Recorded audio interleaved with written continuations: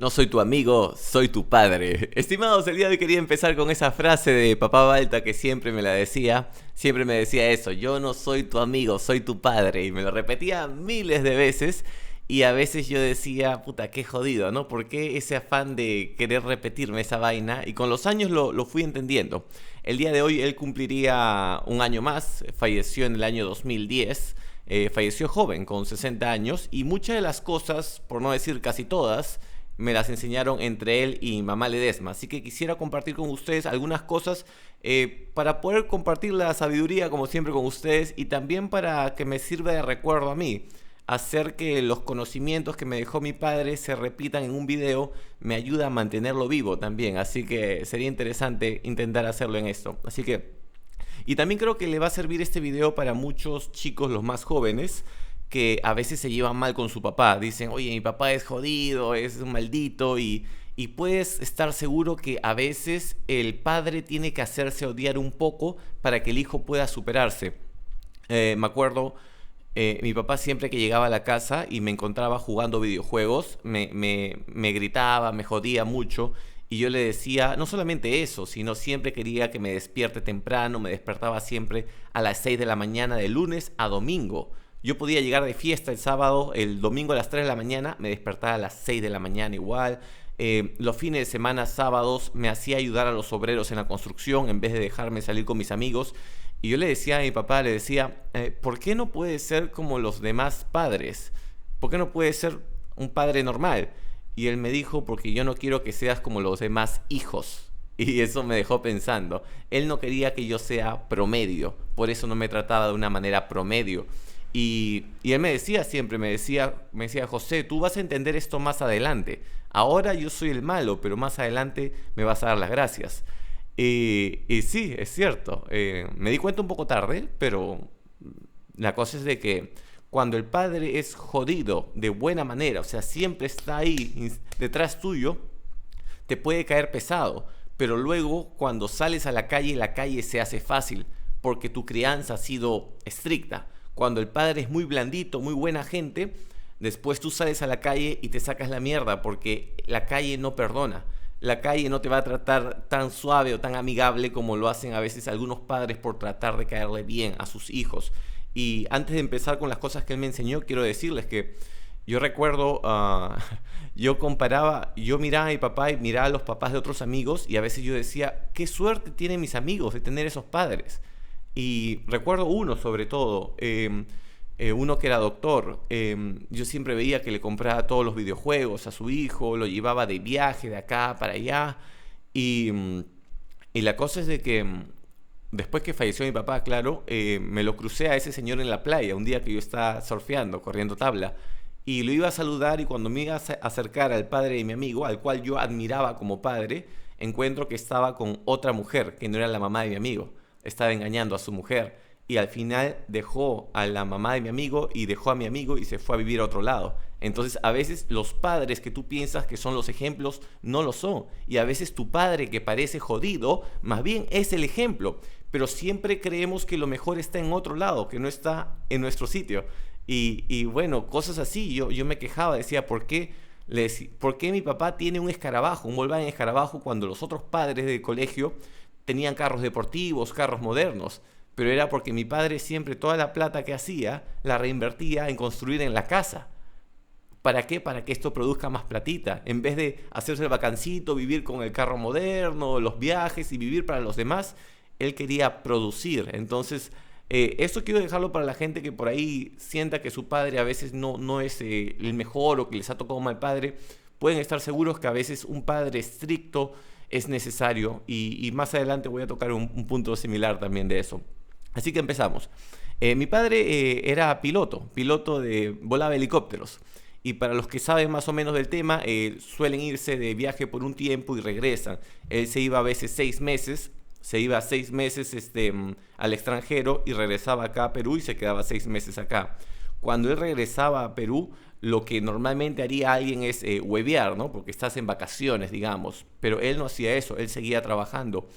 o se ponía, se metía prácticamente a construir dentro de la casa, o si no, recuerdo que incluso dictaba clases de manejo. Él quería estar produciendo. Y no solamente eso, mientras dictaba las clases de manejo, él era el que dictaba, el instructor, y yo tenía que ir a mis clases de jiu-jitsu o de lucha, y a veces utilizaba su clase de manejo para que su alumno me lleve a la clase y así aprovechar los recursos. Entonces, ahí puedes ver varias cosas, que es el hecho de utilizar lo que ya tienes, y eso fui aprendiendo de él. Después, siempre quería que yo esté haciendo algo productivo, no quería que esté hueveando, y estaba jode y jode. Recuerdo, me hacía cargar los ladrillos de la construcción, llevarlos al segundo, al tercer piso. Yo le decía, papá, pero ¿por qué si tenemos obreros? Y él me dice, porque se les paga por día, así que si tú ayudas son menos días. Entonces, siempre ese afán de dejar claro que tienes que ayudar en la casa, y él no me daba la plata del obrero a mí, me hacía trabajar porque al final la casa era para nosotros, así que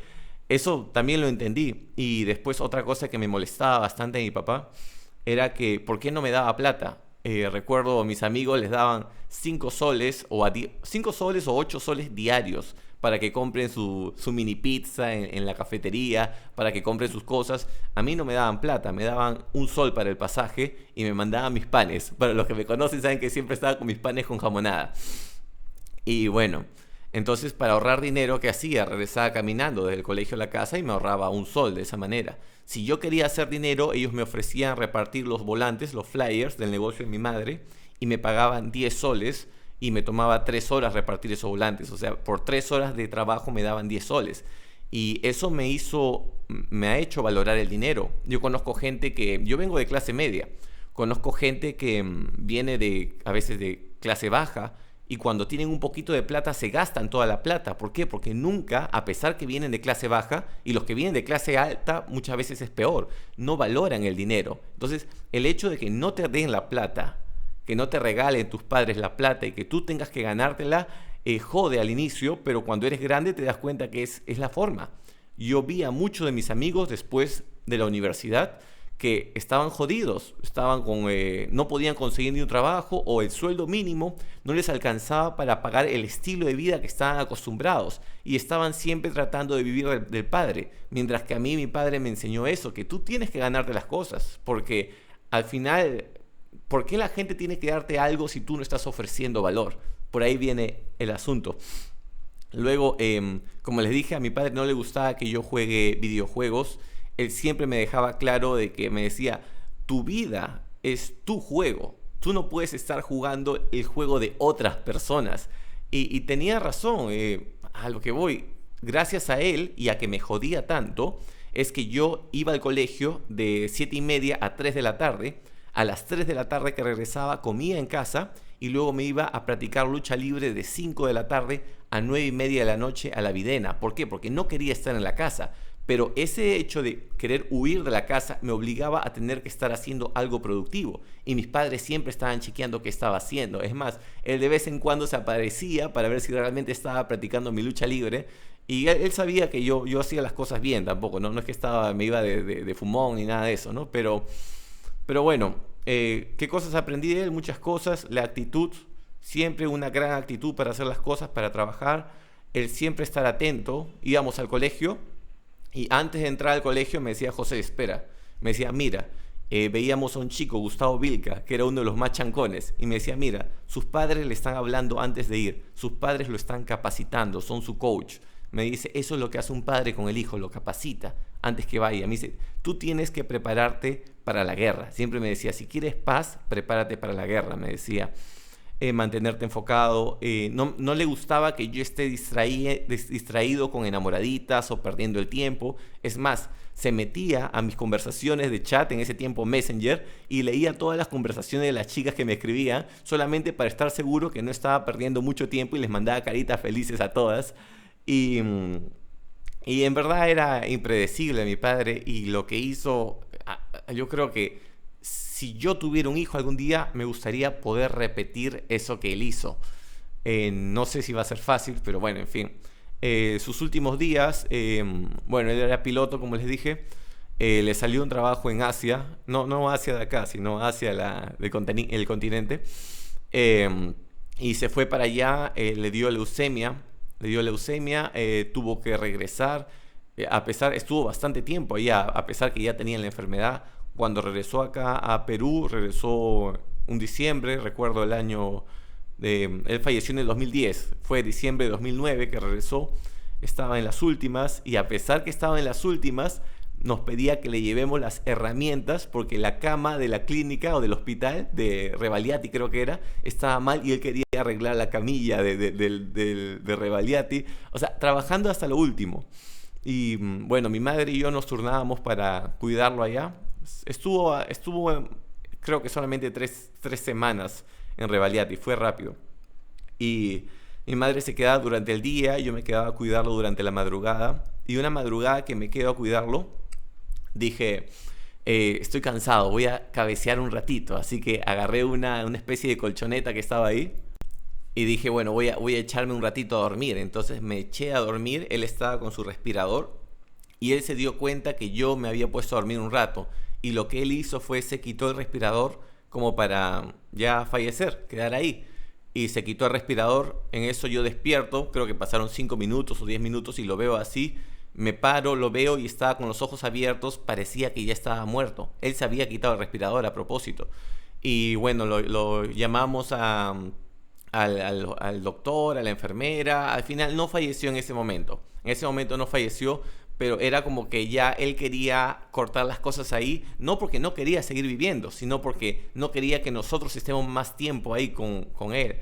Y es un poco difícil esa parte, pero a lo que quiero ir es de que el hecho de trabajar en equipo, ¿no? O sea, no se trata de yo trabajo porque quiero ser feliz, no, sino yo trabajo porque quiero dejarle algo a los que siguen. Lo mismo sucedió con mi abuela, que puedo hacer un video de ella también.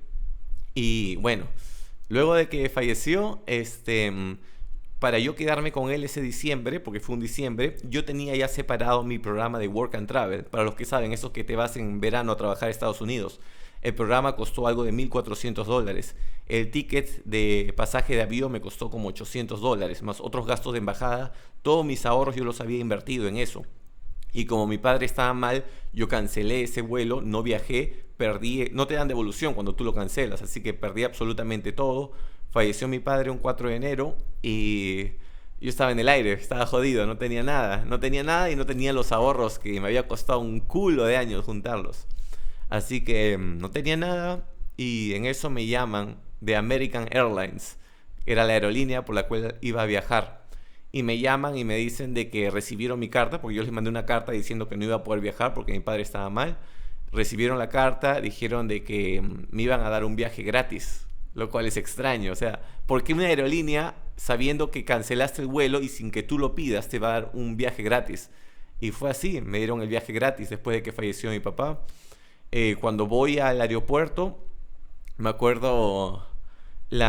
Yo tenía que haber salido en diciembre, mi contrato está en diciembre y ya era creo que prácticamente finales de enero y en el aeropuerto me dijeron vas a tener problema porque tu visa dice que tu contrato empezó o tu contrato dice que empezó en diciembre y por qué estamos ya a finales de enero y estás viajando, te van a joder en el control cuando llegues allá a Estados Unidos y justo hubo un cambio de trabajadora, así que me dijo bueno ya qué importa, ya tuve y cuando llego a Miami el de control me dice, el de migraciones, me dice, oye, tus papeles no están bien, tú debiste haber venido en diciembre, y estamos casi febrero.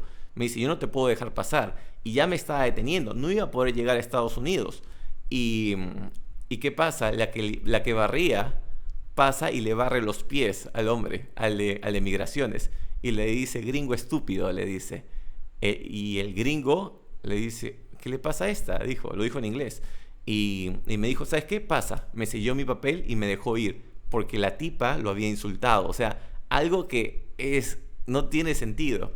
En este viaje que llego a Miami, me hago amigo de una cubana bien culona.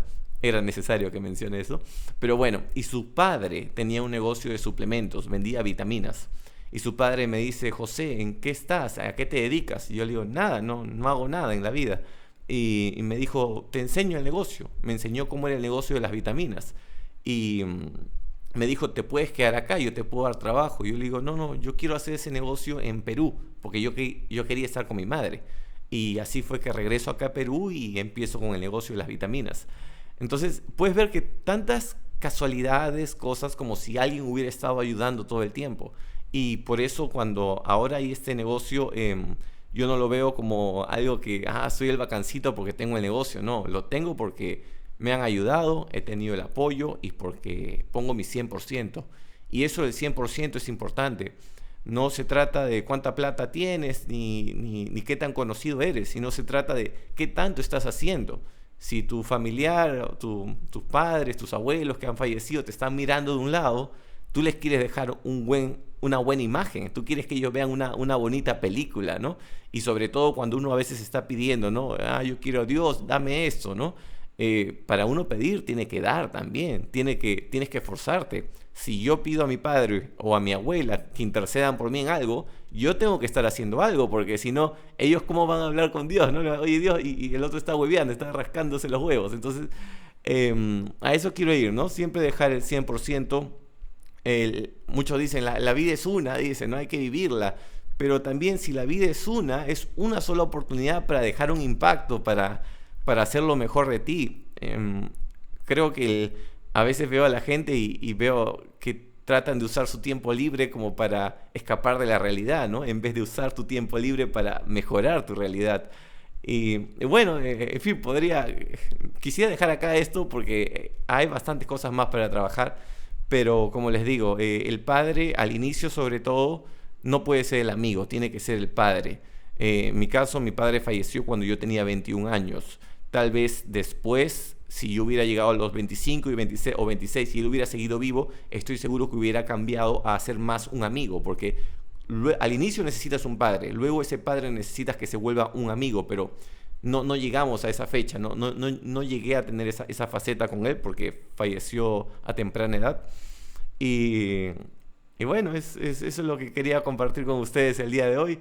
Em, Siempre apreciar lo que uno tiene y siempre recordar que la vida da segundas oportunidades. En mi caso tengo a mi madre, tengo a mi perro Armando, que a veces llego a la casa y lo quiero abrazar. Armando, ¿cómo estás? Y el perro como que se cambia de sofá, se va de un lado a otro porque ya mucho amor también, ¿no? Pero es más o menos lo que sucedía con mi padre. Él llegaba y me quería abrazar y yo, ¿por qué me abraza, no? Pero es ese cariño cuando tú tienes un hijo, ¿no?